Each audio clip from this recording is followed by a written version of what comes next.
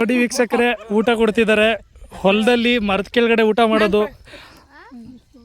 ಏನೇನೋ ಕರಿತವ್ರೆ, ಅಳಿಯ ಅಂತವ್ರೆ, ಮೊಮ್ಮಗ ಅಂತವ್ರೆ. ಬನ್ನಿ ಟೇಸ್ಟ್ ಮಾಡಿ ನೋಡೋಣ ಊಟ. ಯಾವಾಗಲೂ ಮನೇಲಿ ಊಟ ಮಾಡ್ತಾ ಇರ್ತೀವಿ. ನೋಡಿ ಇವತ್ತು ಹಳ್ಳಿ ಊಟ. ಹೊರಗಡೆ ಬಂದು ಉಳ್ತಾ ಇದ್ದಾರೆ ಒಲೆನ. ಅದರಲ್ಲಿ ಒಂದು ಹೊಲ ಮುಗಿಸ್ಬಿಟ್ಟು ಎಲ್ಲ ಊಟಕ್ಕೆ ಕೂತಿದ್ರು. ನನ್ನ ಕರೆದ್ರು ಊಟಕ್ಕೆ. ನಾನು ನೋಡಿ ನನ್ನ ತುಂಬ ಚೆನ್ನಾಗಿ ವಿಚಾರಿಸ್ಕೊತಾ ಇದ್ದಾರೆ. ಸಾಂಬಾರು ಕೊಡಿ, ಅದು ಕೊಡಿ, ಇದು ಕೊಡಿ ಅಂತ. ತುಂಬ ಖುಷಿ ಆಗ್ತಿದೆ. ನೋಡಿ ಎಷ್ಟೊಂದು ಫೆಸಿಲಿಟೀಸ್. ನನಗೆ ಮೊಟ್ಟೆನೂ ತಂದು ಕೊಟ್ಟಿದ್ದಾರೆ, ಹಪ್ಪಳ ಮಾಡಿದ್ದಾರೆ